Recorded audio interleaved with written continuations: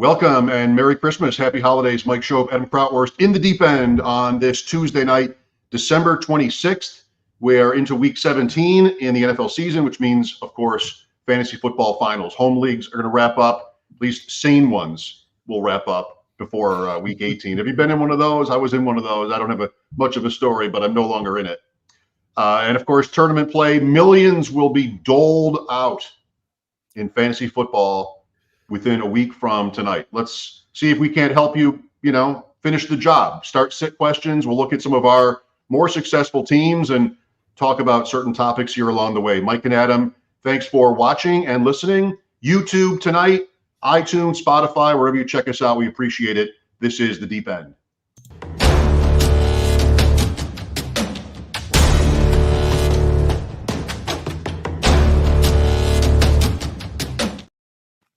I actually have been in a league that did a week 17 or week 18 now, whatever, on accident. It was actually a Draft Sharks run league about 10 years ago. And it was a buddy of mine that was like, hey, we need another guy, 12th man. And I forget who set up the league, but they forgot to change the setting to, 1 week less. And so, after week 17, he had not won.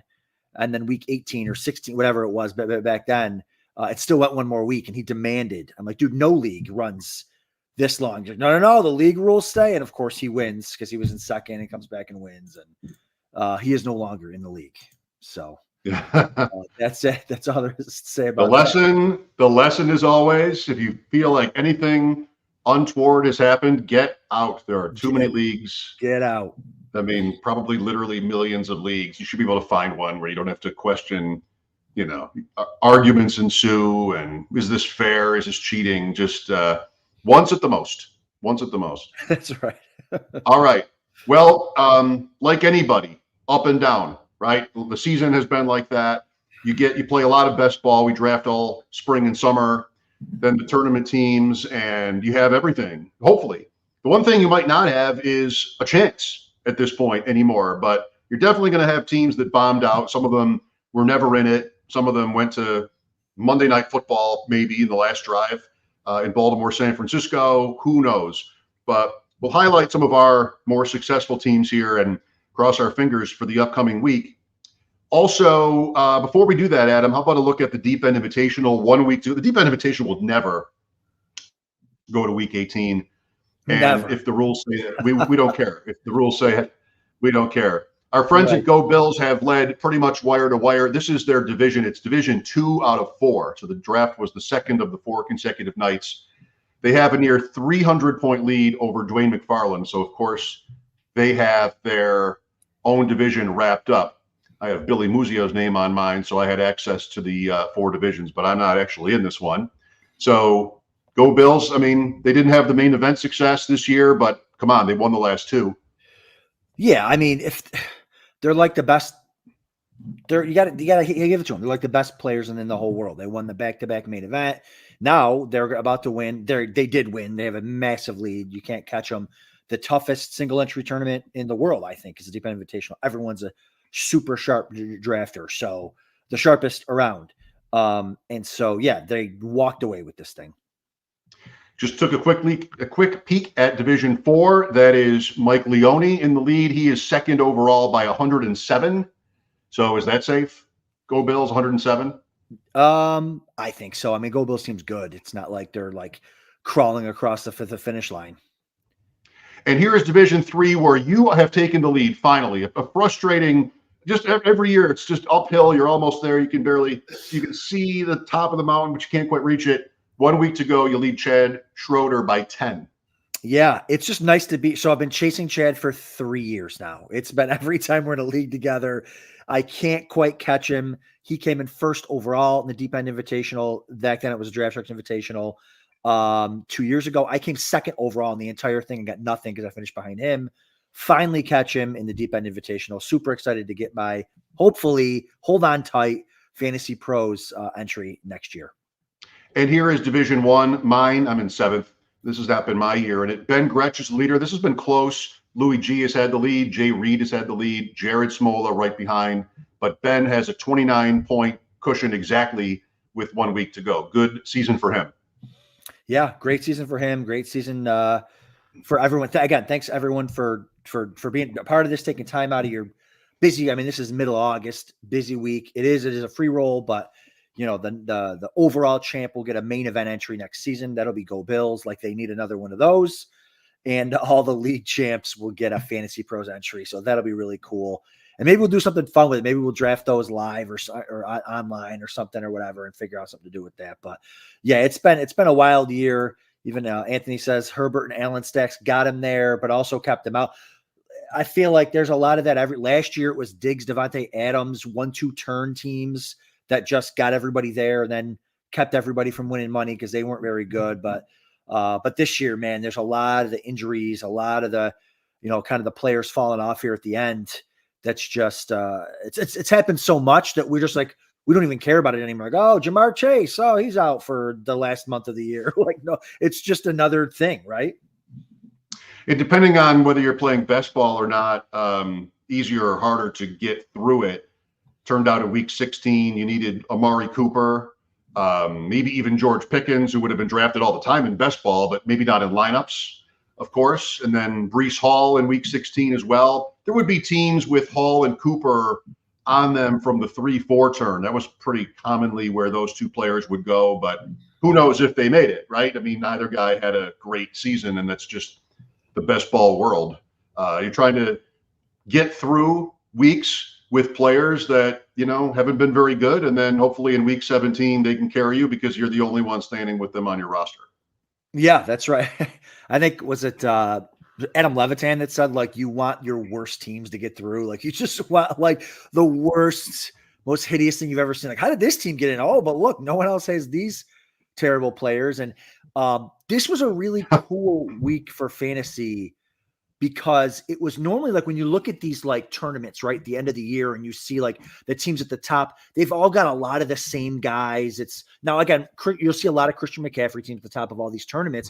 But this last week, there were like 6 dudes that put up like 35 plus or whatever that just went. Yeah. You had your Puka Nakuas, your George Pickens, your Breece Halls, your Amari Cooper. I mean, there were so many. So now you look at the top of these leagues, at the top of these tournaments, you just see so many different teams, so many different builds. So many different teams are live.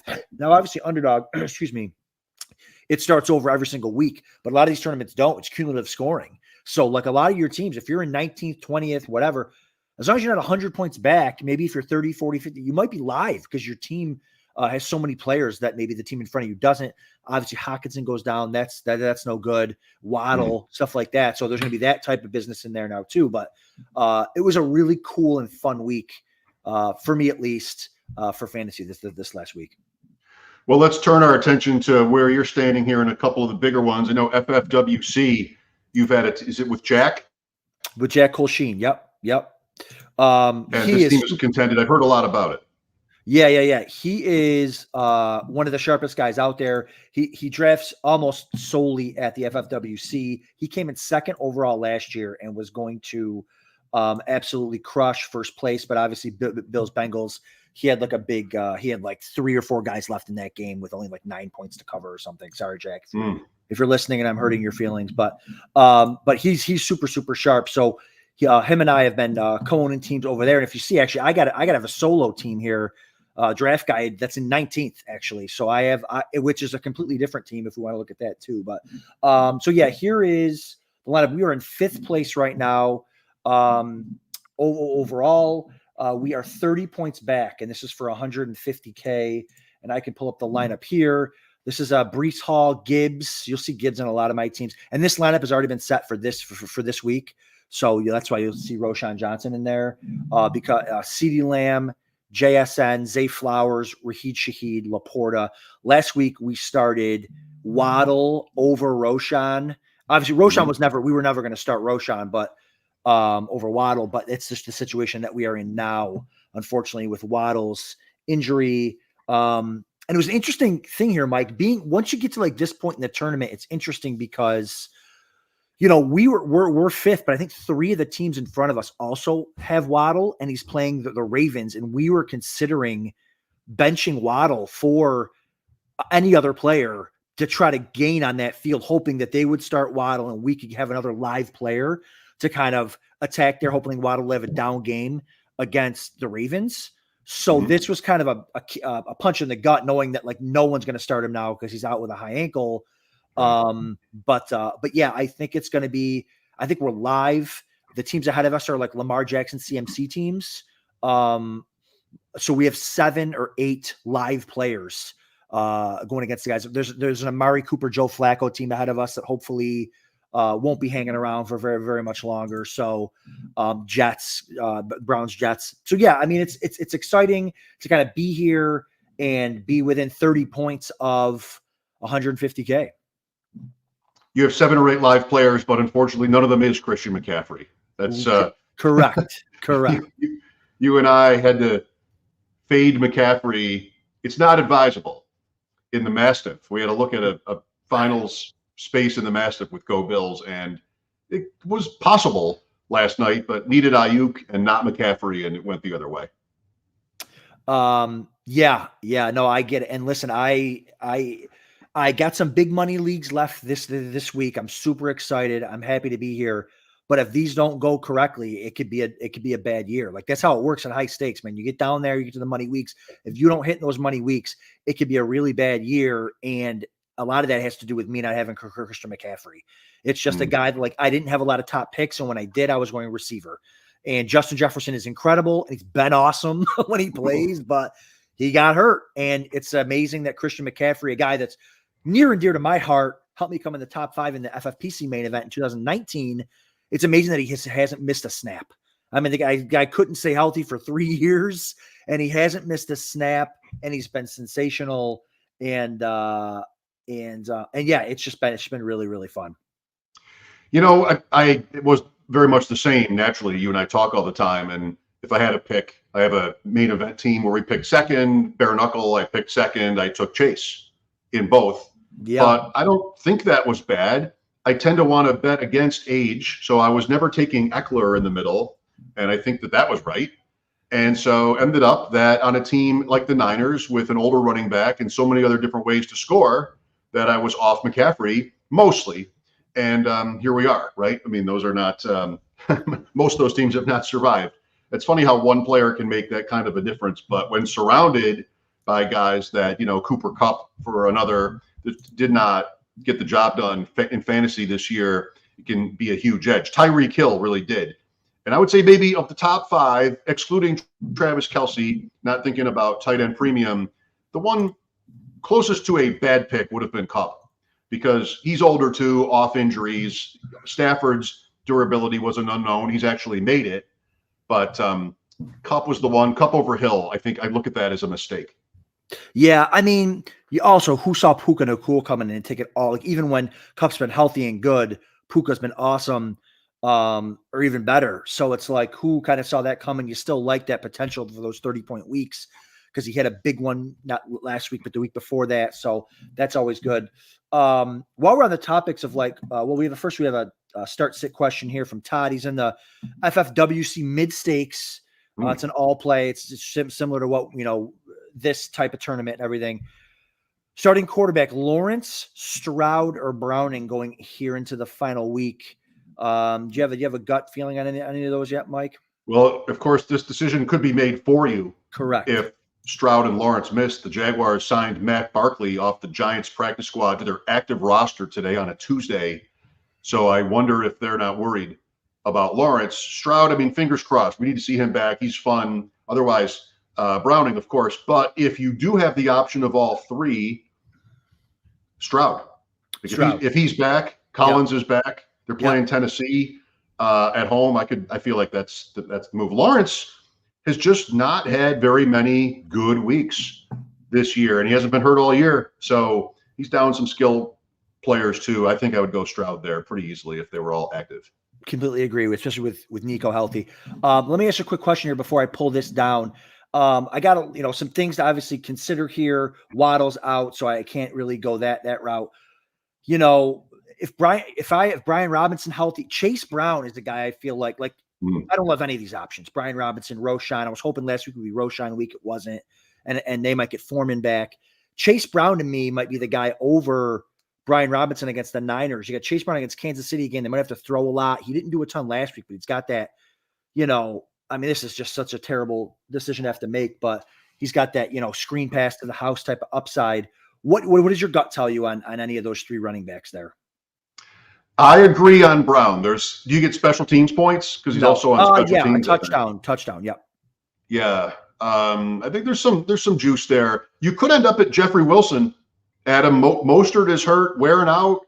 They're not going to have Waddle, and they throw the ball to Wilson. So, maybe if you like the possibility of the Dolphin-Raven game not going off like last year's version did necessarily. Right. I think that was 87 points, but if you get over 50 in this game, you might end up sort of falling into some points with Wilson. I wouldn't rule him out. Yeah, either way, it's going to be a player that no one around me has. So it's like if they can just get me 10 to 12, it's one of those like, gosh, if you can get me 10 to 12, I'd be like super, super stoked about it. But yeah, no, that's just I think if Brian Robinson is active, I think we might have to go that route just because of the shot at like a fall-in touchdown, even though it is the Niners. But it's just an ugly, you don't want to be chasing 150K with that. And, and the interesting thing about the FFWC is you can start up to 5 receivers. So that's what we've been rolling. We've been rolling with Gibbs and Breece Hall and then 5 receivers. And that's been it. So Saturday night, Mike, is the night. Interesting week this week too. No Monday Night Football. Right. So there's that 24-hour, hey, do you want to chop, 150K situation. And no sweat. Like it's going to be like an F1 race on Sunday. It's going to start. And before you know it, millions, trillions of dollars are going to be handed out by the end of the night. It's Saturday night for me, Mike, is Lamb and Gibbs and Laporta. I said, I'll know by Saturday night if they don't do well, I know I'm done. And so, or if they smash, I know I'm live. So it's going to be Saturday night's the night. Let's go. Well, those are great guys to have. You're in a great spot with those three. Detroit at Dallas. Really watch it carefully if you can afford to on Sunday. Not only is there no Monday night game, but I believe there are only 3 4:00 games, and then the one Sunday night game, which is Green Bay and Minnesota. Yeah. And I'm not sure how much Green Bay and Minnesota is going to be in your top 10 here. So maybe a little, but thinking about your point that, are you going to be able to spend the whole day Monday negotiating with the other teams around you just in case, somebody wins, somebody loses? Yeah, you don't have that, but you could have pretty good information by 4:00 on Sunday toward how this is going to end. Could be something worth doing, checking the teams around you. How many players do they have? If the Miami-Baltimore game is early, the Buffalo game is early. I think it might be 10 games that are early on Sunday. Yeah. Well, so FFWC looking good. Good luck to your other team too. Tell me about that one another time. Underdog. Yes. So man, everybody who plays Underdog pretty much has tons of drafts, and you squeak through, and maybe you get lucky in 15, and then you're just like, oh, I got to win first out of 16 again in Best Ball Mania. Some tournaments there are more forgiving, including this team of mine from the Dalmatian. I meant to check if the Dalmatian is a single entry tournament. You don't happen to know. I meant to check that. I don't know. What's the entry, Mike? 101. Okay. I don't think it is then. Normally the higher entry ones are the single entries, but I'll check here because I meant to check to see, because I know I only entered one team. And there was a Dalmatian 2, and I think I only entered one team on the Dalmatian 2. Anyway, in week 16, it's top 2 out of 6, and these guys made it. So I'm into the 40-person final with this team. Lamar Jackson, Jordan Love, Kenny Pickett. Sounds like no Kenny Pickett, but we've made it this far. Saquon Barkley, Joe Mixon, Rashad White, Khalil Herbert, Devin Singletary. Man, Rashad White paid off. Yeah. Did we miss that? I mean, it was thought that he could get a lot of volume, but did not expect this level of efficiency from the Buccaneers, where he'd be in good positions to score short touchdowns. They, of course, don't have anybody else in his way. So what great value in the 9th round or so for Rashad White, maybe eighth. Yeah. Oh, yeah. Underdog was certainly going a little bit later because it's so receiver crazy. But yeah, I mean, listen, I'll give it to Nelson Souza. He's a guy that he was high on Rachaad White. He was high on there was 3 backs in the mid rounds that he was high on that could be like kind of those explosive backs that could, change the course of your team. One of them was Miles Sanders. Obviously didn't hit that, but the other one was Rachaad White. I forget who the third one was, but under the premise of young backs can catch, can run, might be the number 1 guy no matter what on their team. And I didn't have a lot of Rachaad White because I was more of a, hey, I think Sean Tucker's pretty good. He ended up being nothing. But no, that's excellent value there, and an excellent piece because he's been awesome. Barkley, Mixon, White, Khalil Herbert, yeah, let's go. He's live. Counted for me in week 16, and Devin Singletary. Wide receivers, A.J. Brown. There's Amari Cooper, 46 underdog points in that game against Houston, and almost all of it was air yards. Just an incredible day for him. JSN, Hollywood missed the game. Odell Beckham, Rashee Rice. None of these guys counted last week. Romeo Doubs did. And then love having Curtis Samuel at the bottom. He's been leaned on. Tight ends Pat Freiermuth and Isaiah Likely, who counted for 7 points. So this is a team that clearly, unlike most of my Best Ball Mania teams, where I put week 17 squarely in the spotlight, there's not a lot of that here. The 3-headed Baltimore stack, Lamar Jackson, Beckham, and Likely, no Dolphins for this game. There's a little bit with Pittsburgh and Seattle. The game you were so high on, Adam, right when the schedule came out. I forgot about that. It all comes down to this week. Yes. Yes. I love it. So Philadelphia, Arizona, if it happens that Hollywood Brown plays, but I'm not especially optimistic there. Yeah, Joe Mixon, Rashee Rice. Yeah. There's some correlation. It's going to be 1 in 40, and these things are, of course, top heavy. So first prize is 20,000 and 11th is 500. Yeah, I mean, listen, the cool thing is though too is you get to start from scratch, right? So you get to everyone's at 0, so you don't have to worry about gaining on anybody. And I like that you're very running back heavy in a format that's very receiver heavy. So I don't know if you had a chance to kind of look at some of the teams you're going against, but I know there's 39 other ones, but I'm assuming they're very receiver heavy because a lot of the underdog people are. I really like your chances there with a very running back heavy team here, and they're all healthy too. They're all healthy. Barkley and Mixon, Rachaad White, Singletary, and Herbert. And I got away with it with the receivers because guys like Rashee Rice and even Beckham at times this year have showed up. Curtis Samuel at the bottom. If you can pull that off, the strategy for leaning into receivers over there, I think, is perfectly valid. I mean, I like to do it too, but if you just happen to luck into the right ones, that could have been Jonathan Mingo, but it's Rice. That could have been, lots of different guys. Even JSN is on that team, and he hasn't probably counted too many weeks. So that is, and I won't be able to check that other team point until Thursday. I think Thursday afternoon is when they sort of get through the previous week at Underdog, and then you'll be able to see everybody you're playing against. Didn't get there in Best Ball Mania, just short. You and I in the Mastiff, just short. Best Ball Mania, I was 7th this week, so not a nail biter. With 5 Lions, that's what got me to week 16, and a couple others that could have been big board, never too early at FFPC, but no luck. So week 17, it's the Dalmatian or bust. Yeah. What we obviously took last week off with the holiday. What are your vibes on best ball for next year? I mean, I know I like the idea of best ball, but I put a lot of my money into, I feel like I personally have more of an edge in leagues where there's waivers and there's lineup setting and stuff like that. And I like the higher stakes and stuff. How did your best ball season? I did 40 BBMs. I think I got through on 7 and none of them made it past, that first playoff round. I did the 125 best ball tournament over at the FFPC. I did some super flex tournaments at the FFWC. I just didn't have a very good year in best ball. What's your vibe going into next year? My challenge is going to be to have the discipline to not want to draft a team at every spare moment that I have. I mean, especially now, with Best Ball Mania this year, I had 3 in the top 10,000.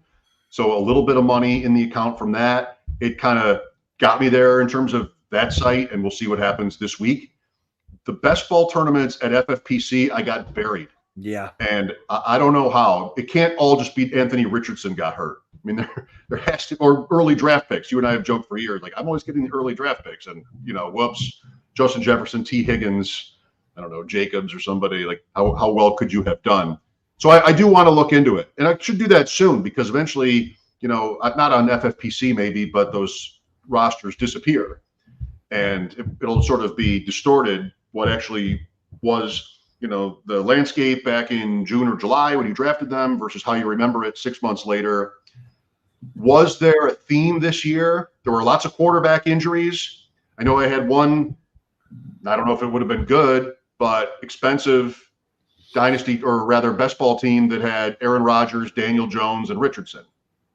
Like, should that have busted? You don't always know when you lose whether you made any mistakes. And that is really something that's good to analyze, but sometimes hard to know.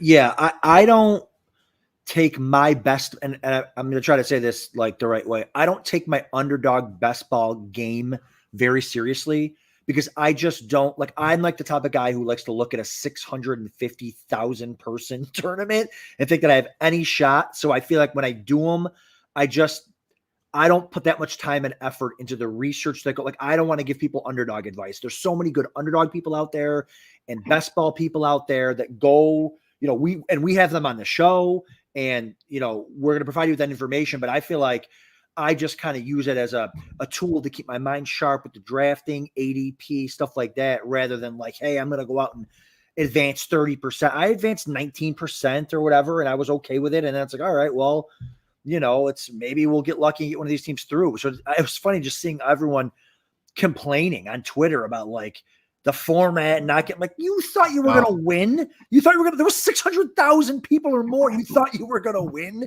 Like, come on. Like, no, you got to be so lucky to win. You could be the best ball drafter in the world and you may never, ever, ever win. And so it's like, don't be hard on yourself. You got to be very lucky with these tournaments, man. So yeah, I think that I don't have a lot to learn in the BBM. I mean, I do have a lot to learn, but I don't have the bandwidth to really lock into that. I'm more of a, hey, what did I do wrong in the FFPC 125 tournament? Like, because I only did 10 of those. I think I have a good shot at those. I advanced one team. It got crushed in the playoffs. Like, where did I go wrong there? I feel like I'm a little bit better at that. I've had much more success in the previous with that, making money. For sure. But we get a question here from Don. Would y'all say week 17 correlation focus is overrated in best ball? I mean, we'll find out this week, like. I don't think it is. You don't think I don't think it's overrated at all. I think it is the only way to fly, especially like the people who are saying it are playing a lot. And so, there's so much variance and randomness built in. Some guys you think are good are going to get hurt or bust and vice versa. And looking at that Dalmatian team, which is to beat 39 in the finals, I don't think I would have taken correlation very seriously in that, but now I kind of wish I had. But would that have cost me someone else and some other random thing would have? Sure. I was second last week. If I'd been third by 3 points, I made it, I would have been out. Right. And, you talk about people complaining. There's no room for that. I mean, you have to know what the odds are, and people, even good fantasy players, yes, I guess, could be bad at probabilities. So no, I don't think it's overrated. And if you happen to be lucky enough and good enough to get to this week, then man, you gotta love it if you have the correlation. Yeah, for sure. And again, to reference back to the everyone kind of complaining on Twitter. You have to remember, like, a lot of us follow all the same people because they're super sharp and they're super smart or entertaining or whatever. And it's very helpful to follow them and all that type of stuff. You have to remember, a lot of those people didn't become a thing until they won something. Like, it's not like they were, super famous and look, you listen to me and I'm really good and I won.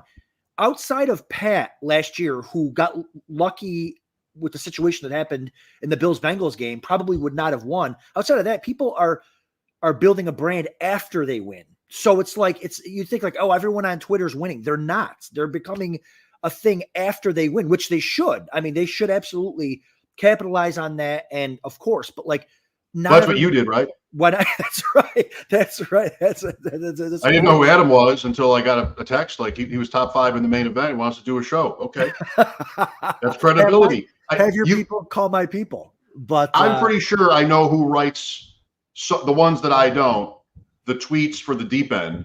And I think you were being a little bit silly, but going for the 150K and I'm going for a humbling 20K. Humbling. Like I would take the taxes out. I would almost pay the entire amount for the win because there's clout. It's the Dalmatian. It's not Best Ball Mania. And that's, very different levels. But it does matter in the so-called space. What do you actually have to show for it? And that's what you're all about. Like you want skin in the game and you want results and you want people that you follow to be able to prove both. Yes. I mean, the Go Bills guys, okay, who are great friends of ours now. Like they were no one you've ever heard of from Buffalo to New York. They're the best. I'm telling you, they're the best.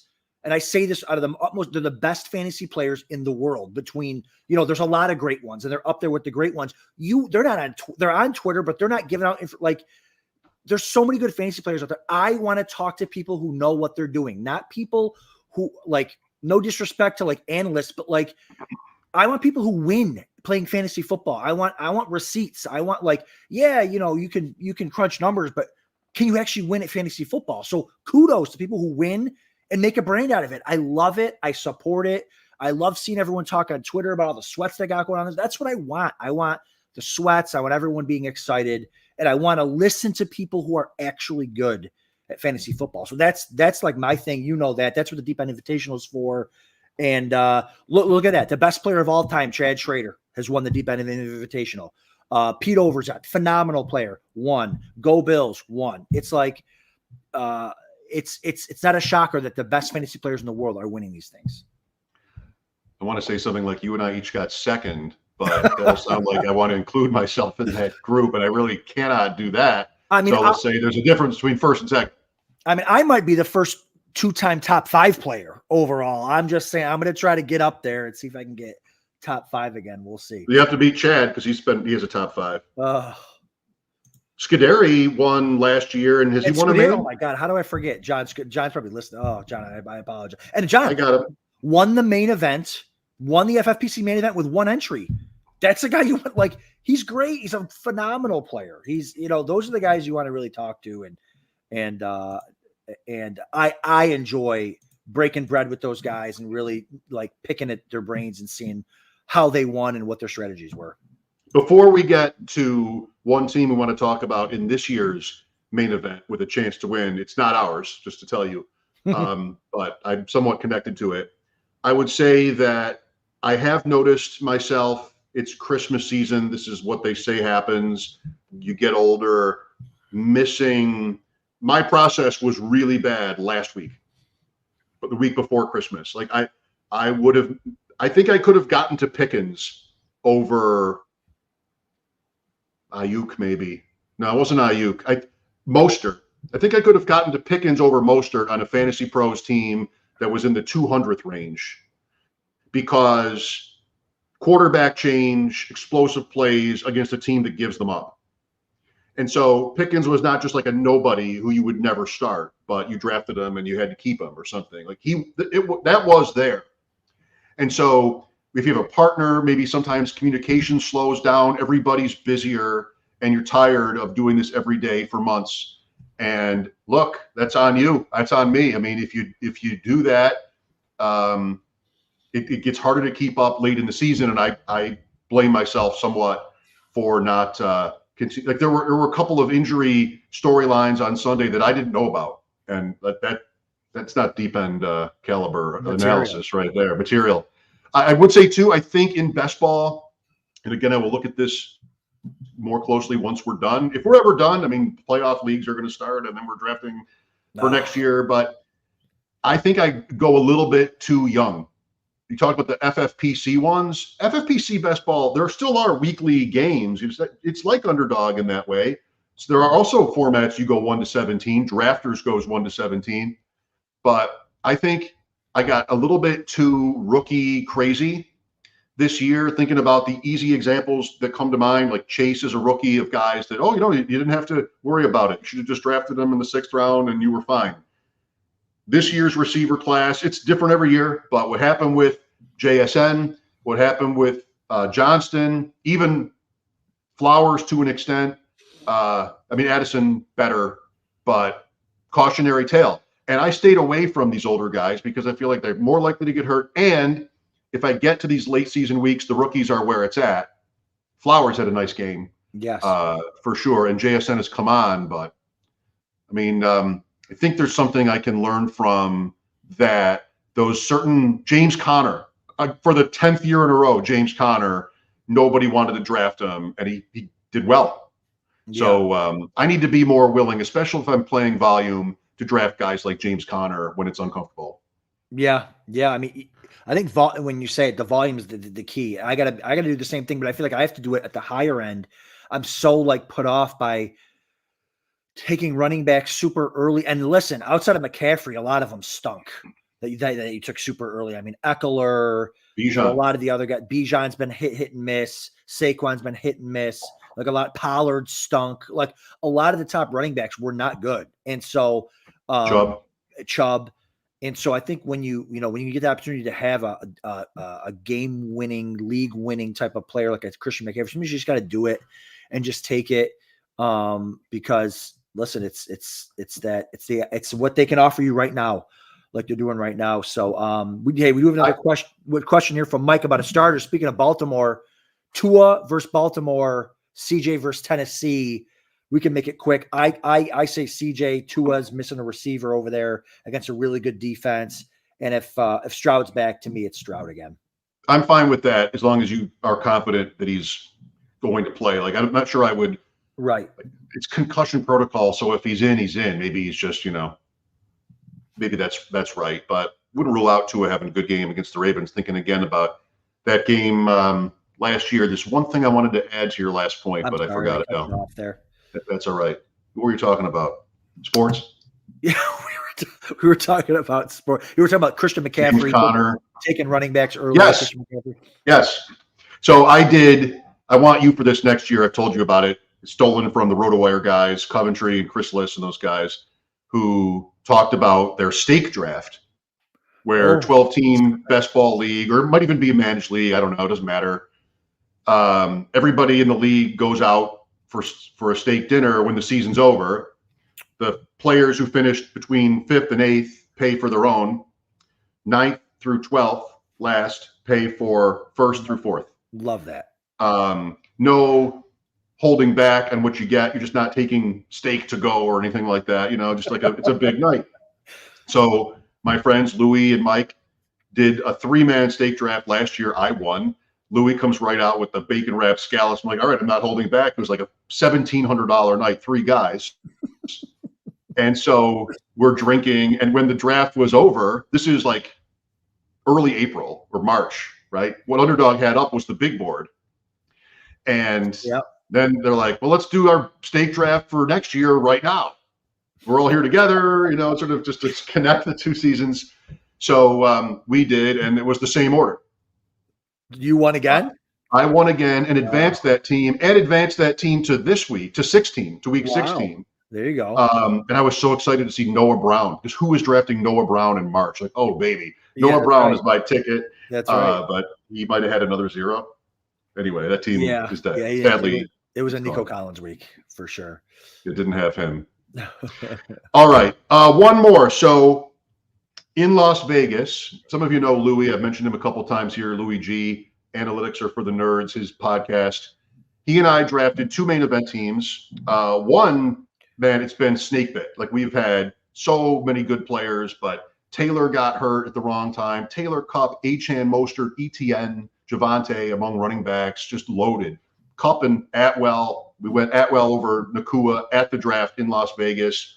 Garrett Wilson, Lamb, Debo, just Dak, Ferguson. That's kind of the whole roster. But bad week 16. We're kind of down. That was the Friday night in Las Vegas after Lions Chiefs. The morning before, the morning of the season opener, we drafted the first of our 2 teams we were at the 2 slot in this draft, drafting Jamar Chase second overall, Thursday morning, maybe September 5th in Las Vegas. The team to our right, I was so happy. You get to Vegas, you sit down at a table. We know so many guys by now. It's Scott Connor, one of the first people I met through you on this show. I mean, just as good a Dynasty player as I know of. And I was so happy that I know the guy to my right. It's going to be a great time drafting with him.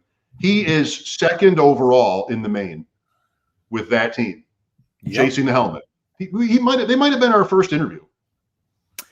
I think they were Scott and Jay. And I'm happy they were, because they're one of the main reasons I got into wanting to do this, because listening to their chasing the helmet and then they stopped doing it, and here they are. Here Scott is chasing the helmet, right. Second place. So this is Scott's team, second overall in the main. I won't scroll all the way to the bottom because they chopped most of the bottom guys on that team. There's nobody hiding. There's no Kyren Williams hiding there. Okay. That they drafted. And that's just the point, is that I drafted next to him in this main event, and he's got a real look at it. Got to love seeing Mike Evans. He's another player that I was talking about with respect to James Conner, no relation. Like, just sort of have the patience, draft Mike Evans. There's Nick commenting about him. Just a great job. Njoku has been really valuable. And, here we are with that team. Does it jump off the page? I don't know, but they're second in the main event with 1 week to go. That's right. And Nick references serving up softballs down the middle. That's a comment I made on a podcast. I was in the Go Bills draft when they won it all 2 years ago. And I made a comment in a podcast. We were just serving them soft. Their team was absurd. But yeah, Christian McCaffrey is listen, folks at home, this is how you build a hero RB team. You get yourself Christian McCaffrey, and when he stays healthy, you add all these receivers. Devonta Smith, has he been a bust? He was great last week, but he wasn't what you were hoping for. He's had some ups and downs. You probably would have rather had some of the other players around him, but Cooper Kupp, massive week from there, right? Drake London, Deontay Johnson's been kind of a bust. I've got a lot of him. But again, when you draft 5 or 6 of them, Mike Evans, huge. Burks, terrible. I've got so much Burks too. But look at that. Christian McCaffrey, they get JT in the 7th for the stretch run. Who goes Jordan Addison over? No, I'm just kidding. You go 2 running backs, Gibbs and Breece Hall, who I love. That was probably a discussion there, right? For maybe JT. And Addison's had his ups and downs too. He's got McBride. I'm looking at the roster now because we're in the same league together, so I can see the whole thing. Yeah. And we got to McBride, got to CEH. McLaughlin for Denver could have been a little useful early in the season, but it doesn't sort of shock you with, like, maybe Go Bills 2 years ago, or last year they started Kelsey and Lamb at the turn, and like, okay, well, good, GG, right? Right. But I'm so happy for Scott. I really hope he gets there. I don't know who's in first. Maybe I know them and like them more. But no, just really helpful and smart, and somebody you love to see win. So here's to Scott. Yeah, hopefully, yeah. I don't think I remember who was in first. I know Chad was in first for a while, and I think he's 12th right now, his top team. So, but yeah, listen, good luck to Scott. And Scott may have, he was unavailable to come on the show tonight. We would love to have had him, but maybe he just wants to be like, I don't want to jinx this thing. I don't want to talk about this thing, which I totally get. But yeah, I'm super excited. One of my favorite things about doing this show is all the people that we've met. And every year now, it's just been success of people whose shows we watch and people who watch our shows. And it's just super cool. And again, it's another player. Now, Scott's a Dynasty analyst, but I'm telling you, he's a player first. He'll even tell you that. It's another top-notch fantasy player. Scott, Nick says in the chat, Scott's a beast. Scott is a beast. Scott can kind of be intimidating to talk to because he's so analytical. He listens to, I don't want to misquote it, but he'll listen to like 20 podcasts a day. He listens to them on like 3X or 5X or 10X or whatever. And he just spews off that information. And he's just like, if he's got a point, he might not be right, but he's going to make it. He's going to have all this supporting. I'm just super happy for him. And I hope he wins. Also, he sat between, Nick can correct me if I'm wrong, I believe Scott sat between Nick and me at the bare knuckle last year. And my favorite moment of that draft was picking Mecole Hardman in like the 15th round. And Scott goes, Michael Schopp, like that, because he had Mahomes. Look, my team with Louis would bring up all year that team we drafted next to Scott. Like, this team is good, actually, though, isn't it? We just had Mahomes. You know, if you looked at some of the Mojo data advance rates, just Patrick Mahomes was buried. And you always, you know, maybe you got him with Kelsey, even in the main event, that was a doable thing. And then identifying the wide receiver, like, who is it going to be? And it eventually got to be Rice, but even still, like, there aren't just awesome weeks. He's not Mike Evans. So that team, you see Achan on it, although he hasn't really meant a lot late in the season. Anyway, we thought that team was pretty good when we did it. But yeah, no, listen, there's a lot, like you said, like week 3 or week 2, like there's a lot of juggling balls and pieces, moving like it's just, I just want next year. I feel like this has been, 4 years in a row now. COVID, injuries. I just want like a year where, because it's hard. Like, hey, let's go back and analyze what happened. Oh, look, half my team got hurt. Okay, how do I analyze that? Like, look, and then you look at some of your own best ball teams. I'm like, how did this team get through, or how did this team not get through? Like, this team's loaded. Like, all these different things. It just doesn't make sense. But there's always something you can learn and kind of piece together. And like you said, do it now, because in a month, when the fantasy playoffs are over and the NFL playoffs are over, you're going to kind of forget or whatever. Some of those teams are going to disappear. So yeah, do it now. Okay. Again, good luck to Scott and everybody else out there. Main event, fantasy pros, everybody except Dalmatian. We wish you and the FFWC tournament. As long as we're not in it, we really hope you win. That's how we want to put it. As you hear on most, if not all, podcasts, helps us if you write a review, like the show, subscribe. It helps get our numbers up, and exposes the show potentially to more people. So that would be a nice gesture if you would. Hope you had a great Christmas. Good luck in week 17. Next week, January, we'll be back talking about playoff tournaments and 2024. It'll be great. Appreciate you being with us tonight, Mike and Adam in the deep end. Good night. See you guys. Hey, I want to take a moment to thank you for tuning in. It's important to me that all of our media be free. This is only possible because of you allowing a true independent sports media enterprise to thrive unlike any other in the business.